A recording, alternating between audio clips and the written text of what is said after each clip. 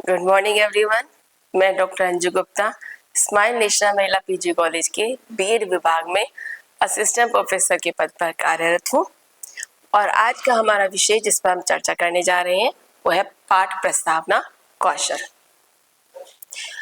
कक्षा अधिगम में शिक्षण अधिगम में पढ़ाने के लिए बहुत सारी शिक्षण विधियों और तकनीकों का प्रयोग किया जाता है, जिसमें सूक्ष्म शिक्षण कौशल प्रमुख है। सूक्ष्म शिक्षण कौशल में बहुत सारे शिक्षण कौशल के बारे में अध्ययन किया जाता है, जैसे कि प्रस्तावना कौशल, व्याख्यान कौशल, उद्दीपन परिवर्तन कौशल, शामपट कौशल, पुनर्बलन कौशल। इनमें सबसे प्रमुख है पाठ प्रस्तावना कौशल। पाठ प्रस्तावना कौशल से क्या मतलब है? पाठ प्रस्तावना कौशल का अर्थ है कि पाठ का प्रभावशाली ढंग से आरंभ करना, यानी कि अगर आपने किसी पाठ को प्रभावशाली ढंग से आरंभ कर दिया है तो आपका आधा कार्य हो गया है। Well begin is half done. पाठ प्रस्तावना कौशल में छात्रों के पूर्व ज्ञान को जानने की आवश्यकता होती है, यानी कि छात्र पहले से क्या जानते हैं। इस पूर्व ज्ञान को जानने के लिए अध्यापक 5 से 7 प्रश्नों की एक श्रृंखला का निर्माण करता है और उन प्रश्नों पे आधार पर जो छात्र की प्रतिक्रिया आती है, जो उत्तर आता है, उस आधार पर छात्र के पूर्व ज्ञान का जानकारी होती है कि छात्र क्या जानता है और वो उस पूर्व ज्ञान को नवीन ज्ञान से जोड़ता है, जिसे हम पाठ प्रस्तावना कहते हैं। पाठ प्रस्तावना को जानने के लिए पाठ प्रस्तावना में छात्र के पूर्व ज्ञान को जानने के लिए केवल प्रश्नों का प्रयोग ही नहीं किया जाता, बल्कि अध्यापक अपनी कल्पना के आधार पर, स्वानुभव के आधार पर, सृजनात्मक क्षमता या शैली के आधार पर कुछ अन्य क्रियाएं भी प्रतिपादित करता है, जिनके आधार पर वो छात्र के पूर्व ज्ञान को प्राप्त करता है, जानकारी लेता है और उसको नवीन ज्ञान की तरफ परिवर्तित कर देता है। इसे हम पाठ प्रस्तावना कहते हैं। अब आते हैं कि पाठ प्रस्तावना करते समय अध्यापक के उद्देश्य क्या है, उसका कौशल का, पाठ प्रस्तावना कौशल का उद्देश्य क्या है। पहला है पाठ प्रस्तावना का पाठ के प्रमुख भाग से, यानी कि नवीन ज्ञान के भाग से जुड़ाव। पाठ प्रस्तावना किससे संबंधित है? छात्र के पूर्व ज्ञान से संबंधित है। और पाठ का मुख्य भाग किससे संबंधित है? पाठ के नवीन ज्ञान से संबंधित है। तो इसका मतलब क्या हुआ? ये जो पाठ प्रस्तावना है वो पूर्व ज्ञान का नवीन ज्ञान से जोड़ रही है, उसका एक जुड़ाव है। दूसरा उद्देश्य हमारा क्या है? नवीन ज्ञान, यानी कि छात्रों को नवीन ज्ञान के प्रति आकर्षित करना। जब अध्यापक अपने पाठ का आरंभ अच्छे से करता है, प्रभावशाली ढंग से करता है, तो अध्यापक ये देखता है कि कक्षा में जितने भी बच्चे बैठे होते हैं वो नया ज्ञान प्राप्त करने के लिए सक्रिय हो जाते हैं, आकर्षित हो जाते हैं।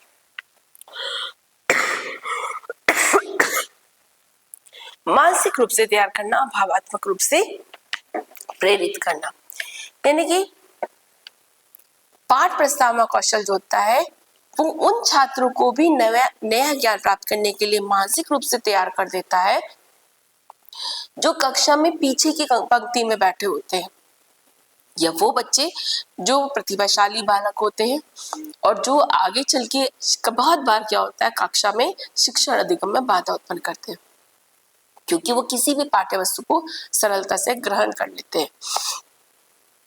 अब क्या है कि पाठ प्रस्तावना कौशल क्या करता है, वो उन सभी बच्चों को मानसिक रूप से तैयार करता है ताकि वो नवीन ज्ञान को ग्रहण कर सके, और भावात्मक रूप से तत्पर कर लेता है कि वो अधिगम को ग्रहण करें। लास्ट इसका उद्देश्य है पूर्व ज्ञान की समीक्षा करना। पाठ प्रस्तावना कौशल के जरिए अध्यापक जो होता है वो छात्र के पूर्व ज्ञान की समीक्षा करता है कि उसको पहले से क्या आता है और अब में क्या पढ़ाने जा रहा हो, ताकि वो नवीन ज्ञान की नींव को पूर्व ज्ञान के ऊपर आराम से खड़ा कर सके।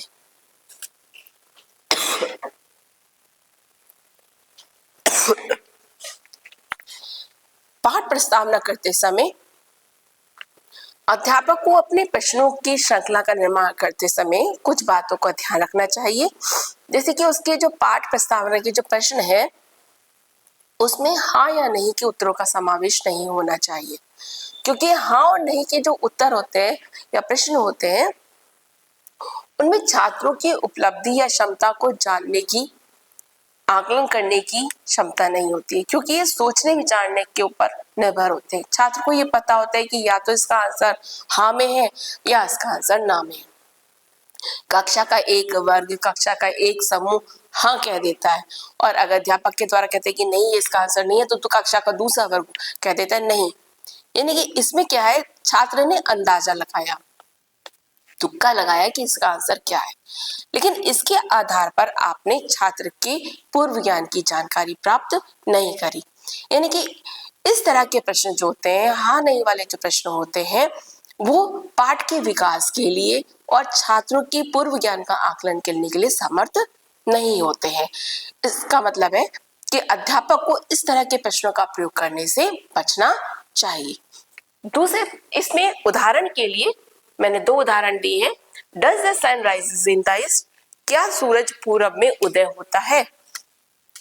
यह प्रश्न की संरचना गलत है, क्योंकि इसमें आंसर या तो छात्र हाँ में देगा या ना में देगा। प्रश्न क्या होना चाहिए था? प्रश्न होना चाहिए था कि सूरज किस दिशा से उदय होता है। यहाँ छात्र अपने पूर्व ज्ञान के आधार पर बता सकता है कि सूरज किस दिशा से उदय होता है। यानी कि हमें इस तरह का प्रश्न नहीं बनाना चाहिए। दूसरा प्रश्न है, इज इट 10 नाउ, क्या आप 10 बज रहे हैं? यह भी प्रश्न की संरचना गलत है। क्यों? क्योंकि इसमें भी छात्र जो है हाँ या नहीं में जवाब देगा। इसमें भी छात्र को पहले से क्या आता है इसकी जानकारी नहीं है। अगर हम प्रश्न को पूछे कि अब क्या समय हो रहा है, तो इसमें छात्र के उत्तर के आधार पर हम ये ज्ञात कर सकते हैं कि छात्र को समय देखना आता है, छात्र को घड़ी देखनी आती है या नहीं। यानी कि हमारी ये संरचना गलत है और ये वाली संरचना सही है। क्या आप 10 बज रहे हैं? ये गलत है। अब क्या समय हो रहा है? ये संरचना सही है। इसके अलावा दूसरा प्रश्न, प्रतिध्वन्यात्मक प्रश्न। इस तरह के प्रश्नों में शिक्षक ये भूल जाता है कि मैंने जो प्रश्न पूछा है उसी में ही प्रश्न का उत्तर समाहित है। यानी कि प्रश्न का उत्तर स्वयं, जो प्रश्न की संरचना है स्वयं ही प्रश्न के उत्तर को सामने रख रही है। इसमें भी छात्र को ज्यादा सोचने विचारने की क्षमता का प्रयोग नहीं करना पड़ता है, प्रश्न से ही वो उत्तर को दे देता है। इसके लिए भी मैंने दो उदाहरण रखे हैं। पहला है, श्रीमती इंदिरा गांधी भारत की प्रथम महिला प्रधानमंत्री थी, क्या नहीं थी? अब यहाँ पर जो छात्र है उसे पता है कि आंसर प्रश्न में ही समाहित है, जबकि प्रश्न क्या होना चाहिए था? श्रीमती इंदिरा गांधी कौन थी? दूसरा प्रश्न, Newton invented the law of gravity, isn't he? Newton ने ग्रेविटी के कानून दिया, क्या उसने नहीं दिया? अब प्रश्न क्या होना चाहिए था? प्रश्न होना चाहिए था कि ग्रेविटी का लॉ किसने दिया। अब अगर छात्र ये जवाब देता है कि ग्रेविटी, गुरुत्वाकर्षण का नियम किसने दिया, लॉ किसने दिया, तो हम उसका पूर्व ज्ञान ज्ञात कर सकते हैं। लेकिन अगर हम ये कह दें कि न्यूटन ने दिया, क्या उसने नहीं दिया, तो इस आधार पर बच्चे की सोचने समझने की क्षमता का जो है नहीं पता लग पा रहा, उसकी शैक्षिक उपलब्धि का नहीं पता लग पा रहा, उसके पूर्व ज्ञान का नहीं पता लग पा रहा। क्यों? क्योंकि जो उत्तर है वो प्रश्न में ही समाहित है। यानी कि अध्यापक को इस तरह के प्रश्नों को पूछने से भी बचना चाहिए। नेक्स्ट है सांकेतिक प्रश्न। यानी कि इस तरह के प्रश्न भी ऐसे होते हैं जो खुद ही अपना उत्तर बताते हैं।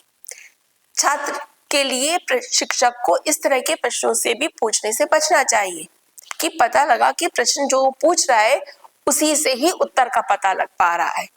इस तरह के प्रश्न भी जो होते हैं वो पूर्व ज्ञान की जानकारी प्राप्त करने में शिक्षक की कोई भी मदद नहीं करते हैं। फोर्थ क्वेश्चन है अधूरे प्रश्न। यानी कि प्रश्न अपने आप में संपूर्ण नहीं होता, पूरा नहीं होता। छात्र असमंजस की स्थिति में होता है कि टीचर पूछना क्या चाह रहा है, अध्यापक क्या कहना चाह रहा है। जैसे कि उदाहरण के लिए मैंने दिया है कि महात्मा गांधी थे। इस तरह के प्रश्न अधिकतर जो होते हैं फिल इन द ब्लैंक्स में आते हैं। महात्मा गांधी डैश डैश थे। क्या थे? राजनीतिज्ञ थे, नेता थे, देशभक्त थे, आंदोलनकारी थे, वकील थे, क्या थे? अध्यापक के इस प्रश्न का छात्र के पास जवाब नहीं होता है। क्यों? क्योंकि वो नहीं जानता कि किस संदर्भ में प्रश्न किया गया है, अध्यापक क्या जानकारी प्राप्त करना चाहता है। तो इस तरह के प्रश्नों को पूछने से भी अध्यापक को बचना चाहिए। नेक्स्ट प्रश्न है दोहरा प्रश्न या प्रत्यक्ष मिश्रित प्रश्न। दोहरा प्रश्न या प्रत्यक्ष मिश्रित प्रश्न वो प्रश्न होता है जिसमें एक साथ दो प्रश्न समाहित होते हैं या दो से ज्यादा प्रश्न समाहित होते हैं। अब इस तरह के प्रश्न जब अध्यापक के द्वारा पूछे जाते हैं तो ये प्रश्न इतना बड़ा होता है और क्लिष्ट होता है कि छात्र के समझ में नहीं आता है। ये प्रश्न जो होता है दोहरा मिश्रित प्रश्न होता है वो अलग अलग मुद्दों की, दो मिश्रित प्रश्न दो मुद्दों की और दो से ज्यादा मिश्रित प्रश्न दो से ज्यादा अलग अलग मुद्दों की बात करते हैं। तो छात्र को यही नहीं पता होता है कि उसे किस पे प्रतिक्रिया देनी है, उसे किसके बारे में जवाब देना है। बहुत बार प्रश्न इतना बड़ा हो जाता है कि छात्र मुख्य प्रश्न को, मुख्य बात को भूल जाता है कि उसे क्या जवाब देना है। कुछ परिस्थितियों में ऐसा भी होता है कि छात्र को सभी प्रतिक्रिया आती हैं, सभी मुद्दे जो उसने पूछे अध्यापक ने प्रश्न के द्वारा उसे सब आते हैं, लेकिन उसको ये नहीं पता होता है कि उसको कौन सी प्रतिक्रिया सामने रखनी है। ऐसी स्थिति में भी छात्र जो होता है वो शांत रहता है, वो कुछ नहीं बताता, कोई प्रतिक्रिया नहीं देता, यानी कि अध्यापक पूर्व ज्ञान के बारे में जानकारी नहीं प्राप्त कर पाता। उदाहरण के लिए आप घनत्व से क्या समझते हैं और यह सापेक्ष घनत्व से कैसे अलग है। अब यहाँ पर टीचर ने दो प्रश्नों को एक साथ जोड़ दिया, जबकि इन दोनों प्रश्नों को अलग अलग रखना चाहिए था कि घनत्व क्या है और सापेक्ष घनत्व से कैसे अलग है। ये दो अलग अलग मुद्दे हैं और दोनों के बारे में अलग अलग जानकारी अध्यापक को छात्र से प्राप्त करनी है। एक उदाहरण हम सामाजिक विज्ञान से लेते हैं। जैसे कि मान लीजिए अध्यापक ये पूछ लेता है हल्दी घाटी का युद्ध कब हुआ, कैसे हुआ, किसके बीच में हुआ, किन परिस्थितियों में हुआ। अब बहुत सारे प्रश्न एक साथ अध्यापक ने छात्र से पूछ लिए। छात्र को यही नहीं पता उसे किस प्रश्न का कब और कैसे जवाब देना है। बहुत बार छात्रों को इनमें से एक मुद्दे का, दो मुद्दे का या तीनों मुद्दे का जवाब आता होता है। अधिकतर छात्रों को एक मुद्दे का जवाब आता है तो वो ये सोचकर चुप बैठ जाता है कि बाकी दो तो आते ही नहीं है। तो यानी कि अध्यापक को छात्र की पूर्व ज्ञान की जानकारी प्राप्त नहीं हो पाती। एक बार में एक प्रश्न पूछना चाहिए और वो बहुत ही संक्षिप्त होना चाहिए। नेक्स्ट अस्पष्ट प्रश्न। इस तरह के प्रश्न भी अध्यापक को छात्र से नहीं पूछने चाहिए। ये प्रश्न भी पाठ को विकसित करने में या पूर्व ज्ञान को नवीन ज्ञान से जोड़ने में कोई भी मदद नहीं करते। क्यों? क्योंकि इन प्रश्नों का भी जवाब नहीं आ पाता है, क्योंकि छात्र इन प्रश्नों को समझ ही नहीं पाते हैं। जैसे कि न्यूटन के गति के नियम क्या है। अब बच्चे को यही नहीं पता गति के नियम क्या है, इससे क्या मतलब पूछ रहा है, जबकि प्रश्न क्या होना चाहिए था, न्यूटन की गति के 3 नियम क्या है। अब छात्र को ये पता है कि टीचर मुझसे तीनों नियमों का नाम पूछ रहा है, यानी कि यहाँ पर प्रश्न स्पष्ट है। दूसरा उदाहरण हम ले लेते हैं, बैंकों के बारे में क्या जानते हैं। अब छात्र को यही नहीं पता कि बैंकों के बारे में, बैंकों की परिभाषा पूछ रहा है, बैंकों की संरचना पूछ रहा है, कार्य प्रणाली पूछ रहा है, बैंकों में रखे गए वाउचर के बारे में पूछ रहा है, चेकों के बारे में पूछ रहा है, या बैंकों की किसी अन्य कार्य के बारे में पूछ रहा है। क्या पूछ रहा है, क्या जानना चाहता है शिक्षक। छात्र असमंजस की स्थिति में होते हैं। प्रश्न सही क्या है, बैंकों के विभिन्न कार्य क्या है। यहाँ पर छात्र को पता है कि अध्यापक हमसे क्या जानना चाहता है। एक और उदाहरण से हम देखते हैं, वनों के क्या कार्य। नहीं पता वनों के क्या कार्य, लेकिन अगर ये पूछा जाए कि वनों के विभिन्न उपयोग क्या है तो ये बिल्कुल सही प्रश्न है। यानी कि एक अध्यापक को अपनी प्रस्तावना प्रश्न की श्रृंखला को बनाते समय प्रस्तावना प्रश्न के प्रश्नों को छात्रों के देते समय ध्यान रखना चाहिए कि उसके प्रश्न जो है हाँ नहीं वाले नहीं होने चाहिए, प्रतिध्वनि वाले नहीं होने चाहिए, सांकेतिक नहीं होने चाहिए, अस्पष्ट नहीं होने चाहिए, अधूरे नहीं होने चाहिए, दोहरे और मिश्रित प्रश्न नहीं होने चाहिए। अगर वो इस तरह के प्रश्नों का निर्माण करता है तो वो छात्र के पूर्व ज्ञान की जानकारी प्राप्त नहीं कर सकता और ना ही वो उसको नवीन ज्ञान से जोड़ सकता है। इसके अलावा भी कुछ अन्य बिंदु भी हैं जिनको पाठ प्रस्तावना में ध्यान रखा जाता है ताकि पाठ प्रस्तावना प्रभावशाली ढंग से हो। जैसे कि पाठ से संबंधित विचार और कॉन्सेप्ट होने चाहिए। पाठ प्रस्तावना कौशल में चाहे वो प्रश्न पूछ रहा है, चाहे वो कहानी दे रहा है या किसी अन्य क्रिया का संपादन कर रहा है, वो क्रिया, वो प्रश्न, वो चीजें मुख्य भाग से यानी कि नवीन ज्ञान से संबंधित होनी चाहिए ताकि वो उनको जोड़ा जा सके। वो किसी अन्य ज्ञान से संबंधित ना। पता लगा कि आप पूछ तो कुछ और रहे हैं और पढ़ाने कुछ और जा रहे हैं। दोनों पॉइंट प्रस्तावना की पाठ प्रस्तावना से जुड़े हुए प्रश्न आसान होने चाहिए और मानसिक उम्र के हिसाब से होने चाहिए, उनकी आम जिंदगी से जुड़े हुए होने चाहिए। यानी कि पाठ प्रस्तावना के प्रश्न ऐसे नहीं होने चाहिए जो कि छात्र से रिलेटेड ना हो या छात्र की मानसिक स्तर, कक्षा स्तर या आयु स्तर से ज्यादा हो। आप 6 क्लास के बच्चे को पढ़ा रहे हैं और आपने प्रश्न जो है वो 12th क्लास के बच्चे के लेवल का पूछ लिया, ऐसा नहीं होना चाहिए। या आपके प्रश्न की जो लेवल है वो शिक्षा के स्तर के अनुकूल ना हो, जो बच्चे के कक्षा शिक्षा का स्तर है, जो बच्चे के आयु स्तर है उसके अनुकूल ना हो। अगर ऐसा होता है तो भी बच्चा आपके प्रश्नों का जवाब नहीं देगा। पाठ की भाषा सरल हो और प्रश्न जो है वो 5 से 7 के बीच में। पाठ प्रस्तावना प्रश्न की भाषा क्लिष्ट ना हो, अस्पष्ट ना हो और प्रश्न बहुत ज्यादा ना हो। अगर आप 5 से कम प्रश्न रखते हैं तो भी आप प्रस्तावना प्रश्नों को नवीन ज्ञान से जोड़ने से असमर्थ रहेंगे और बहुत ज्यादा होते हैं तो एक अवधि, एक गैप आ जाता है जिसके कारण पूर्व ज्ञान जो है वो नवीन ज्ञान से जुड़ नहीं पाता है, उसमें एक गैप आ जाता है। इसलिए ये ध्यान रखना चाहिए कि भाषा सरल हो और प्रश्नों की जो श्रृंखला है वो 5 से कम और 7 से ज्यादा ना हो। और पाठ प्रश्न के लिए, पाठ प्रस्तावना कौशल के प्रश्न के लिए ये ध्यान रखना चाहिए कि वो प्रश्न पाठ के विकास में महत्वपूर्ण हो। ऐसा ना हो कि उनका पाठ के विकास में या पाठ को नवीन पाठ से जोड़ने में कोई मदद ही ना हो। नेक्स्ट पॉइंट है प्रश्नों का प्रवाह, शिक्षक की आवाज ऊंची हो। प्रश्न का प्रवाह सही हो, शिक्षक की आवाज ऊंची हो, यानी कि प्रश्न बहुत तेजी से ना पूछे जाए कि बच्चों को पता ही ना चले कि शिक्षक क्या प्रश्न पूछ गया। और प्रश्न पूछते समय शिक्षक की आवाज जो है वो पीछे की 2 पंक्तियों तक जरूर जानी चाहिए। ये ना हो कि आखिर की पंक्तियों पे वो आवाज नहीं जा रही है, शुरू की 2 पंक्तियों तक ही आवाज है। तो आप अगर ऐसा हुआ तो इस स्थिति में जो पीछे का बच्चा है वो कक्षा में आपके साथ कनेक्ट नहीं कर पाएगा। नेक्स्ट है कि प्रश्न ऐसे ना हो जिनका उत्तर केवल एक शब्द में दिया जाए। प्रश्न ऐसे हो जिनका बच्चा संरचनात्मक रूप से प्रतिक्रिया दे सके, अच्छे से उत्तर दे सके ताकि आप उसके पूर्व ज्ञान की जानकारी प्राप्त कर सके। अब आते हैं हम इसके घटक पर।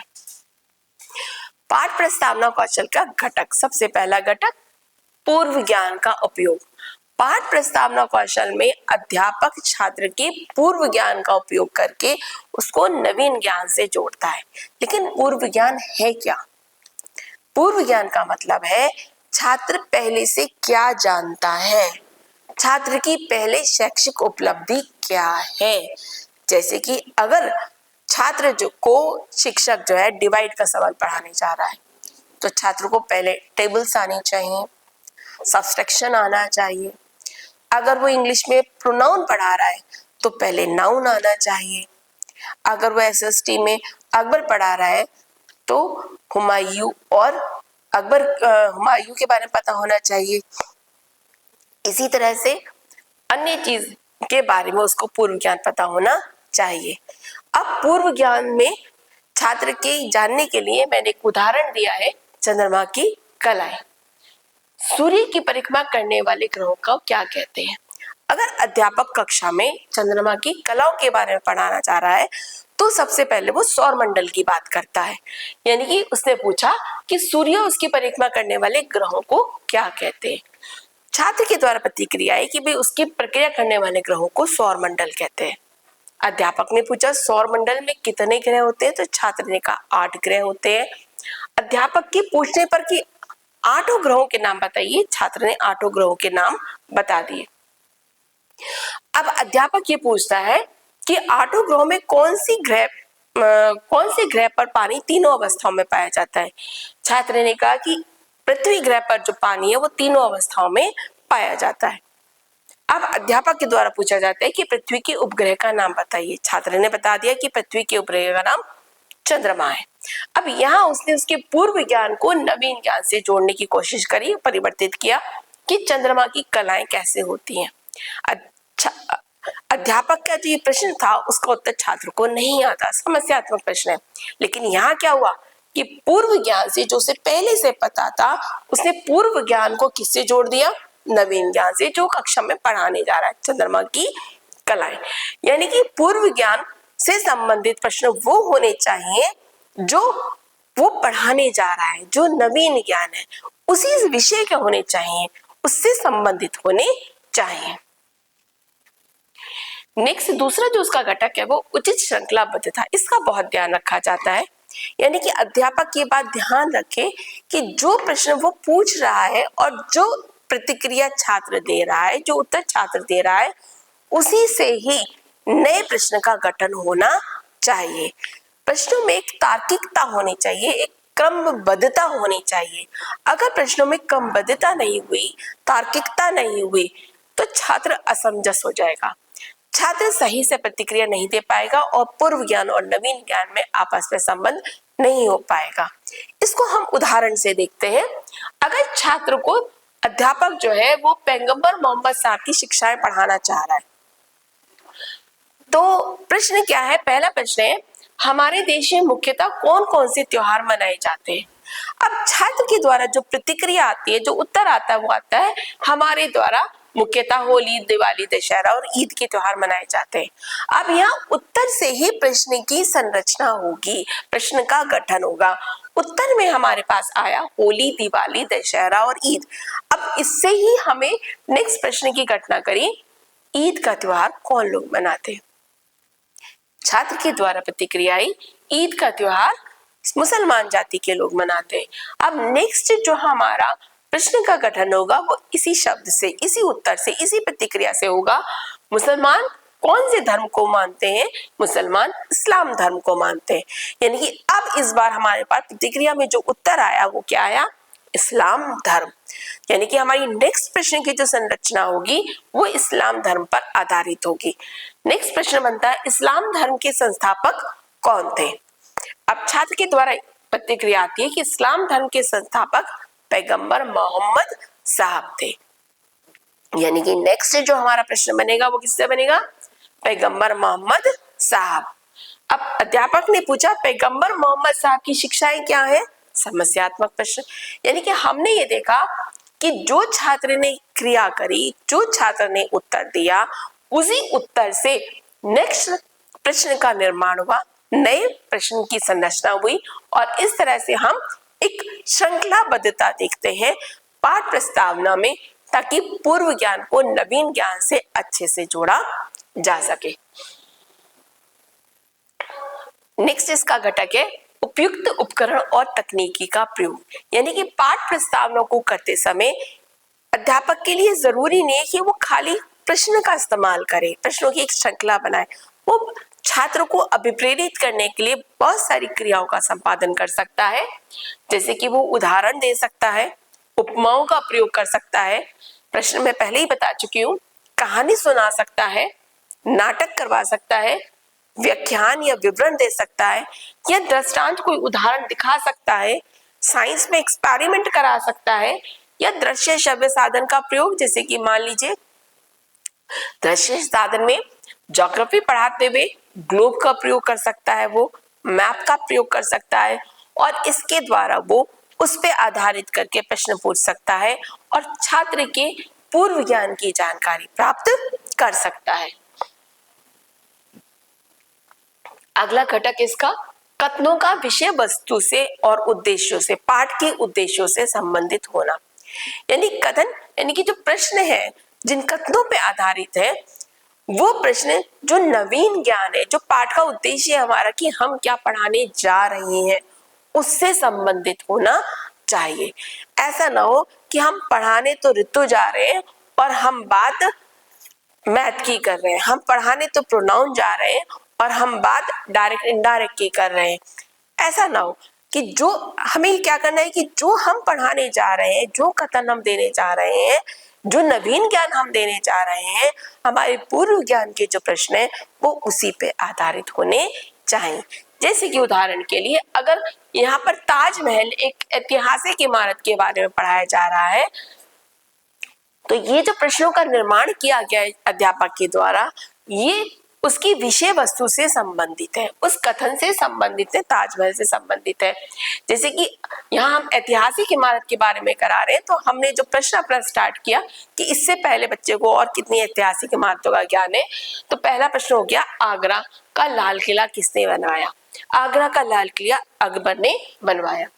अकबर के बेटे का क्या नाम था? अकबर के बेटे का नाम जहांगीर था। जहांगीर के पुत्र का क्या नाम था? उसके पुत्र का नाम खुर्रम था। और खुर्रम किस नाम से प्रसिद्ध था? खुर्रम शाहजहां के नाम से प्रसिद्ध था। शाहजहां ने किस ऐतिहासिक इमारत का निर्माण कराया? ताजमहल का निर्माण कराया। ताजमहल के बारे में आप क्या जानते हैं? तो बच्चा जवाब नहीं दे पा रहा। अब ये सारे प्रश्न हैं वो एक तरीके से ऐतिहासिक, उसमें वो किससे जुड़े हुए हैं? ताजमहल यानी नवीन ज्ञान से संबंधित है कहीं ना कहीं। अब इसके नेक्स्ट ज्ञान उससे करते हैं, घटक के बारे में बात करते हैं, छात्र में अभिप्रेरणा व रुचि का विकास। पाठ प्रस्तावना क्यों दी जाती है? पाठ प्रस्तावना कौशल का मुख्य लक्ष्य पूर्व ज्ञान को नवीन ज्ञान से जोड़ने के अलावा क्या होता है कि छात्रों को अभिप्रेरित करना, मानसिक रूप से तत्पर करना, छात्रों के अंदर नए ज्ञान को प्राप्त करने के लिए एक भावात्मक रूप से तैयार करना। और जो अधिकतर छोटे बच्चे होते हैं वो किसी चीज को देखकर या किसी क्रिया को देखकर ज्यादा उत्सुक होते हैं। अब जैसे कि और बहुत बार क्या होता है कि अध्यापक को ये रहता है कि पता नहीं इस प्रश्न का जवाब बच्चा दे पाएगा नहीं दे पाएगा, तो वो सृजनात्मक तरीका अपनाता है। जैसे कि मैंने यहाँ दिखाया कि इसने वर्ल्ड मैप को दिखाया है और इस उदाहरण में अध्यापक ने पूछा कि विश्व में कितने महाद्वीप है, तो बच्चा बड़े आराम से वर्ल्ड मैप को देखकर बता सकता है कि विश्व में 7 महाद्वीप है, लेकिन उसको देखना पड़ेगा, इसके अंदर अपनी सोचने समझने की क्षमता को लगाना पड़ेगा। 7 महाद्वीप के नाम भी उसको इसमें देखने पड़ेंगे और देखकर वो बताएगा। 7 महाद्वीपों में क्षेत्रफल की दृष्टि से कौन बड़ा है? एशिया महाद्वीप बड़ा है। एशिया महाद्वीप के देश इसमें ढूंढ कर नाम बताएगा। यानी कि एक तरीके से रुचि बच्चों में जागृत होती है कि अच्छा इसमें देखें कि कौन सी चीज कहाँ पर है। तो छात्र को रुचि उत्पन्न करने के लिए, छात्रों में उसे अभिप्रेरित करने के लिए वो मैप का, ग्लोब का, एक्सपेरिमेंट्स का, कहानी का, किसी का भी प्रयोग कर सकता है ताकि छात्र में एक नवीनता है, ज्ञान को प्राप्त करने के लिए एक रुचि उत्पन्न हो, वो अभिप्रेरित हो। ठीक है, तो लास्ट में आता है प्रस्तावना अवधि। पाठ प्रस्तावना की अवधि बहुत ज्यादा छोटी ना हो और बहुत ज्यादा बड़ी ना हो। उद्देश्य को उचित रूप से कहना। लास्ट में अध्यापक के द्वारा ये जरूर कहना चाहिए कि आज हम पाठ में इस चीज का, इस प्रकरण का अध्ययन करेंगे ताकि पूर्व ज्ञान को नवीन ज्ञान से जोड़ा जा सके। तो इस तरीके से हमने जाना कि पाठ प्रस्तावना के कौन कौन से घटक होते हैं। पूर्व ज्ञान का उपयोग, उच्च श्रृंखलाबद्धता, कथनों का विषय वस्तु के उद्देश्य से संबंधित होना, उद्देश्य कथन सही होना। सबसे बड़ी बात उद्देश्य कथन सही होना कि अगर अपने पूर्व ज्ञान को नवीन ज्ञान की तरफ जोड़ते समय अगर अध्यापक ठीक से अपनी नवीन प्रकरण को नहीं रखेगा तो वो नहीं छोड़ पाएगा। और विभिन्न युक्तियों का प्रयोग करना कि कौन कौन सी युक्तियों का वो प्रयोग कर सकता है पाठ प्रस्तावना कौशल को करते समय। तो इसी के साथ मैं पाठ प्रस्तावना कौशल की इस चर्चा को समाप्त करती हूँ। नेक्स्ट प्रकरण में नेक्स्ट किसी कौशल के साथ या अन्य किसी प्रकरण के साथ